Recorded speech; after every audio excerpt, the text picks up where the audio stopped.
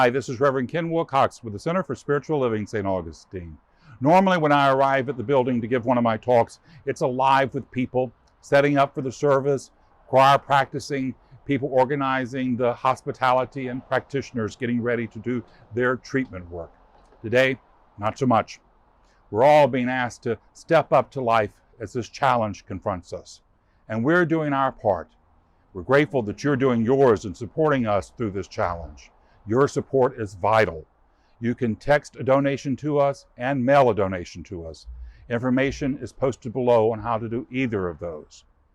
You know, when you show up here on Sunday, I always ask you to do one simple thing, and that is to leave all your troubles, your would-haves, your could-haves, your should-haves, to leave all that stuff outside, and for the next 45 minutes or so, to open up an avenue of spirit possibilities. And what are spirit possibilities?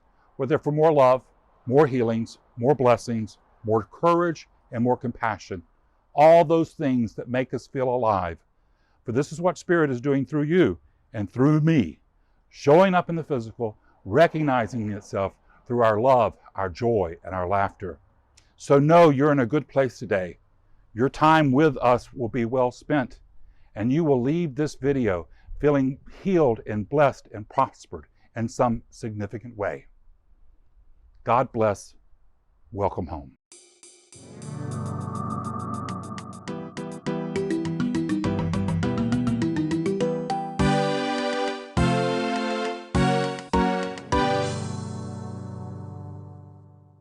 Let's begin our service with the opening reading and an affirmative prayer.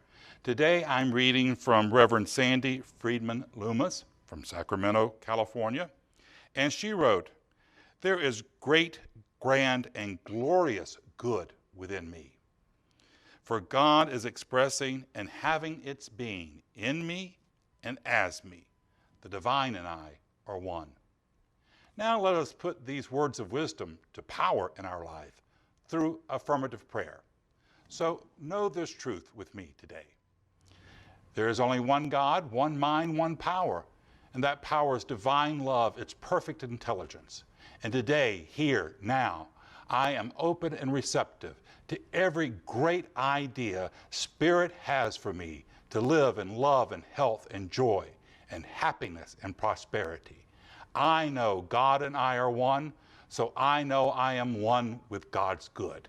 And I am open and receptive to every good showing up in my life. And I'm grateful for it. This is my truth. I celebrate it.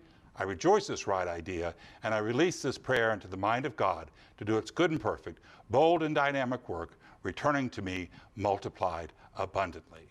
And together we say, and so it is. Each week I look for inspiring videos. This one is about seeing the love of God in others. I assumed I just had the flu.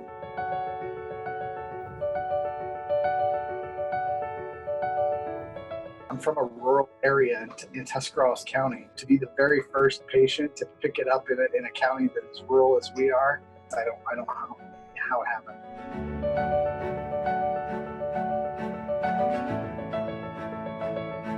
I was on full life support, so I had a ventilator. There was a time during this process where the hospital reached out to my wife and had to have the discussion about end-of-life options.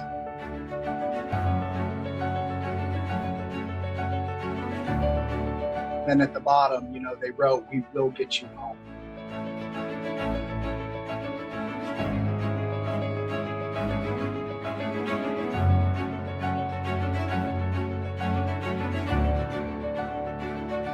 I don't know that I have ever seen such selfless people in my life.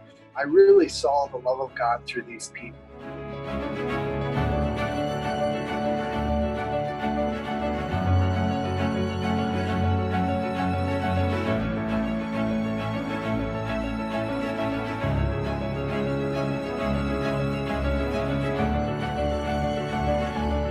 Just the ability to get back to the point where I could pick up my two little girls, hug them, and hug my wife. I feel like I've got a second chance at life.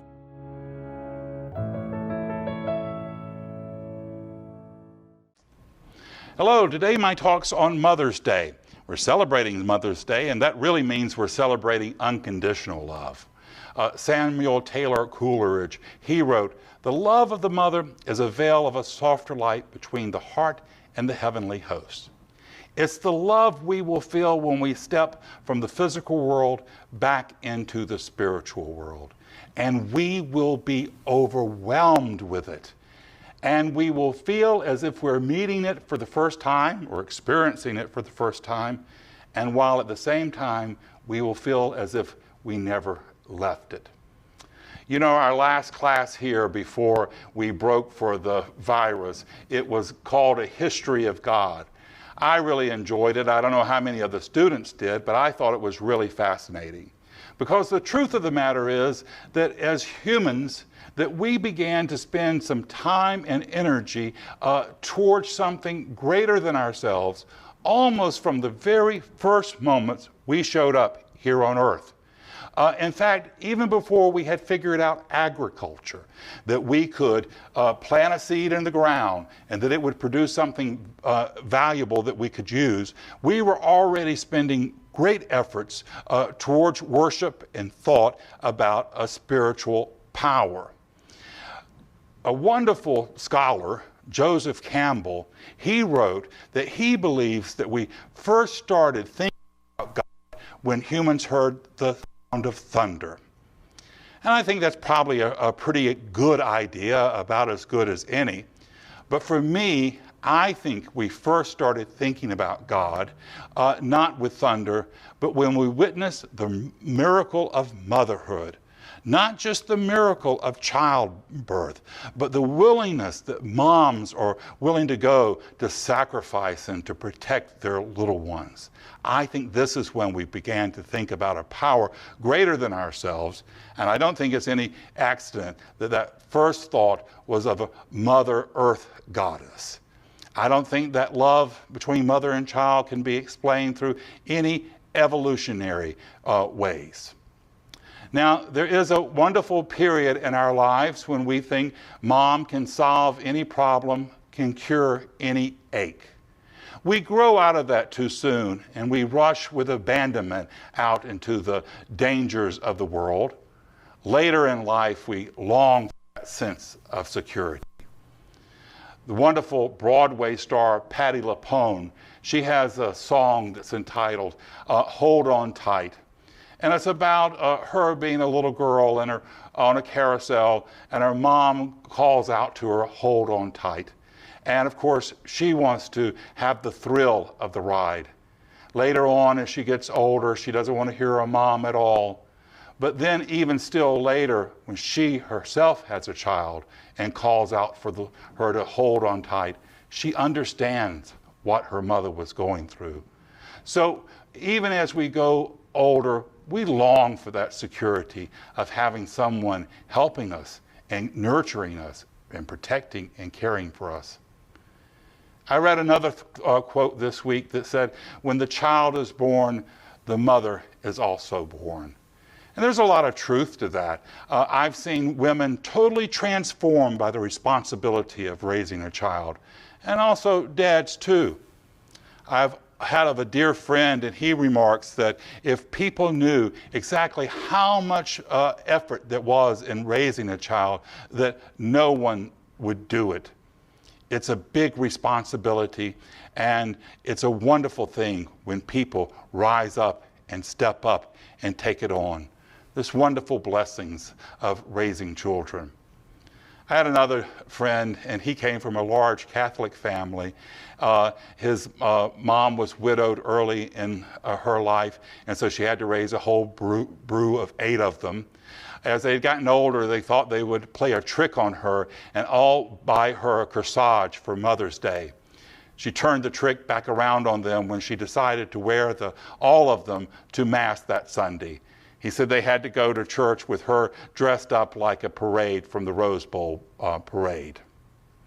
Motherhood is about tapping into a reservoir of love within our souls, a reservoir of love and of wisdom. And that wisdom is available to all of us. And you don't have to be a mom to tap into it. You have to just be in the right vibration. And angry person can't tap into the love and wisdom of their lives. And even when they do, they won't be able to recognize it. I had a friend who years ago wanted to have a party for himself, and he talked his friends into giving him the party. Unfortunately, he showed up in a bad mood and nothing was right, and he complained about everything. And even when we went around and showed him, look here, look there, we did this all for you, he said, yeah, I see it, but I'm still going to complain about it anyway.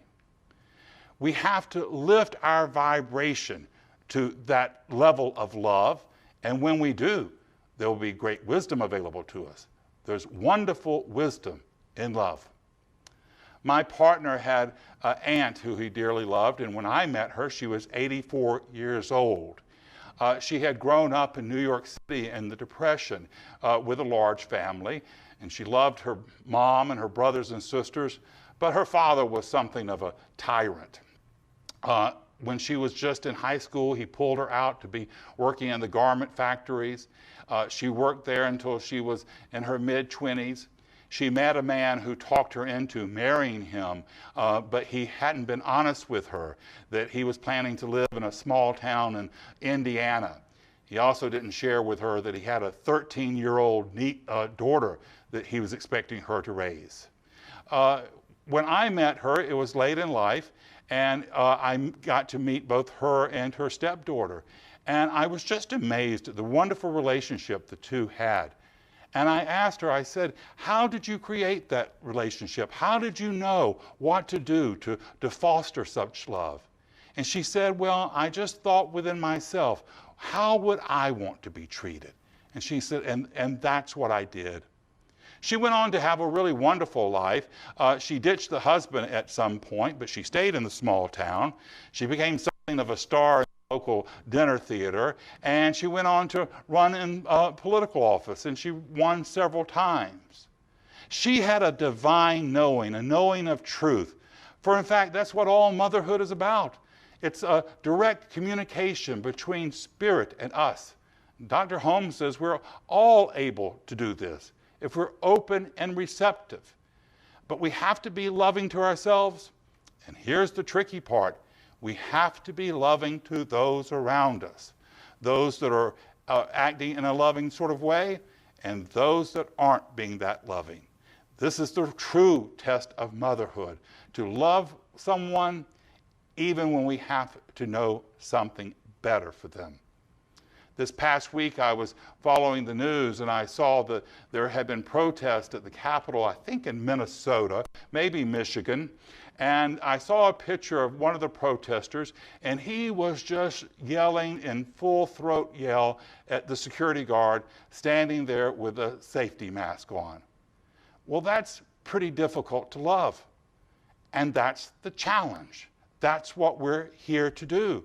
Now, it doesn't mean that we have to put up with bad behavior. We can love someone and still ask them to rise up to their better knowing. God is not just loving. God is love. And when we raise ourselves to a vibration of love, we are at the vibration of God. This is what Jesus did when he was nailed to the cross. He loved the Romans.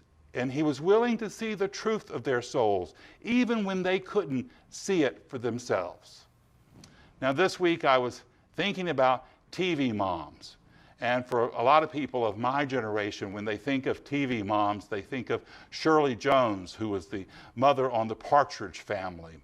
It's kind of funny because I was talking about her last week. She had been the star of the movie Carousel. Later in her career, she became the TV mom to the Partridge Family, and it was very popular. In fact, she said that she would often have runaways show up on her doorstep, wanting her to be their mother. Now, that's the flip side of the mother experience. We have the unconditional love, and that's wonderful, and it's amazing. And then sometimes we have the all-too-human side of it. But here's the thing. Here's the point to all of it. If we are blessed with that unconditional love, If we can expand it through our heart and our soul, we become a great blessing. But if we didn't get that unconditional love, if we can still allow love to flow through us, then we will be blessed beyond our greatest imagination. As I was writing this, what Spirit gave me through intuition, it was imagine yourself on a starlit night. That's the love and blessings I will pour through your life. Making something out of nothing, bringing the visible from the invisible. This is the alchemy of the ages. And it's really what the Eucharist of the Catholic Church is about. The water and the wine and bread turns into the body and blood. When we flow love from a place of no love, we step into our Christ consciousness. And I believe that's how Jesus stepped into his Christ consciousness when he was broken on the cross, but yet he still chose to be loving. This was his place of power. Now, too many of us aren't feeling very powerful these days. We're feeling isolated, we're feeling down, and we're feeling powerless. But those things are not going to help us overcome this challenge. What will help us overcome this challenge is when we turn our eyes to a better knowing that the love and power of God is flowing through us, that we're not here to be dismayed by the troubles of the world. We haven't come from stardust to be defeated. We're not here to be broken and wounded. We can lift our eyes up to a better knowing for ourselves. And then we can look for the love that's showing up in the world. Now, more than ever, look for the healing that's showing up in the world. I was really amazed to hear stories for the past couple of weeks of how, without so much human activity, we're seeing Mother Earth rebloom herself. She's stepping back into a new vitality of life. They say there are wildflowers that are blooming in Europe in places they haven't seen them for generations. Fish are showing up in the lagoon of Venice, and birds are showing up that they haven't seen for hundreds of years. Mother Earth is reblooming. Life wants to live. And there's a way for it to live wonderfully and beautifully through you and through me, in love and joy and health and prosperity.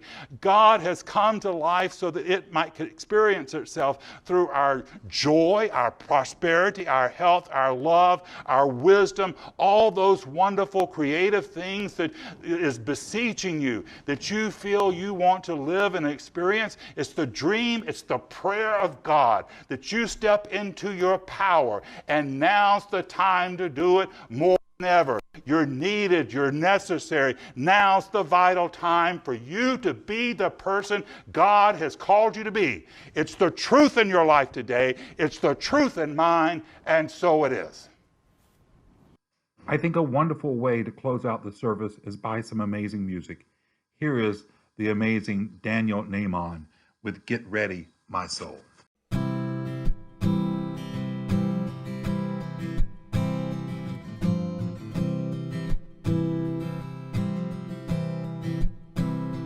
Get ready, my soul. I'm diving in. Get ready, my soul. I'm diving in to the deepest kind of love, to the sweetest kind of life. Get ready, my soul.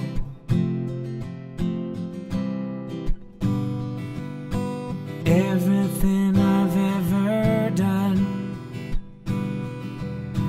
everything I've ever seen, everything I've lost or won, everything I've ever dreamed has brought me here.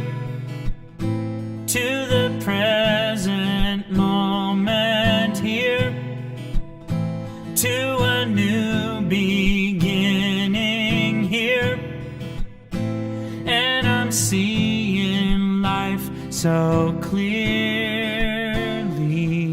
now. Get ready, my soul. I'm diving in. Get ready, my soul. I'm diving in to the deepest kind of love, to the sweetest kind of life. Get ready, my soul. 'Cause here I go, deeper, deeper, deeper than I've ever been before. Here I go, closer, closer, closer to my sacred source. Here I go, deeper, deeper, deeper than I've ever been before. Here I go, closer, closer, closer to my sacred source. Get ready, my soul. I'm diving in. Get ready, my soul. I'm diving in to the deepest kind of love, to the sweetest kind of life. Get ready, my soul. Get ready, my soul.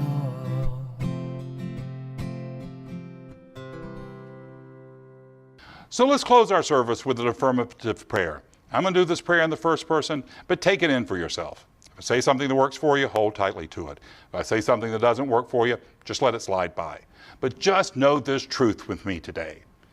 There's only one power, one mind, one creator, and that power is perfect love, and it is unconditional love, and it is pouring through me. It loves, accepts, and adores every part of me, and it particularly loves the best part of me, the God part of me. So here today, I turn my eyes from all the faults I see, all my little nooks and crannies of personality, and instead I raise my eyes to the greater possibilities for myself, to see myself as boldly compassionate, dynamically loving, to see myself moving out into the world, doing the good stuff that God has called me to do. So here today, I know that there is no virus that is holding me back, no lack or limitation or woundedness. Here today, I know that I have the power and joy and love of health calling me forth, and today I am saying yes to it all. This is my truth. I rejoice in this right knowing, and I release this prayer into the mind of God to do its good and perfect, bold and dynamic work, returning to me multiplied abundantly. And together we say, and so it is. My hope is you found something in today's presentation that will encourage and inspire you. If you did, be sure to like it, to write a comment, and share it with friends. Now know this truth with me. Your life is not a problem to be solved. It's a miracle unfolding.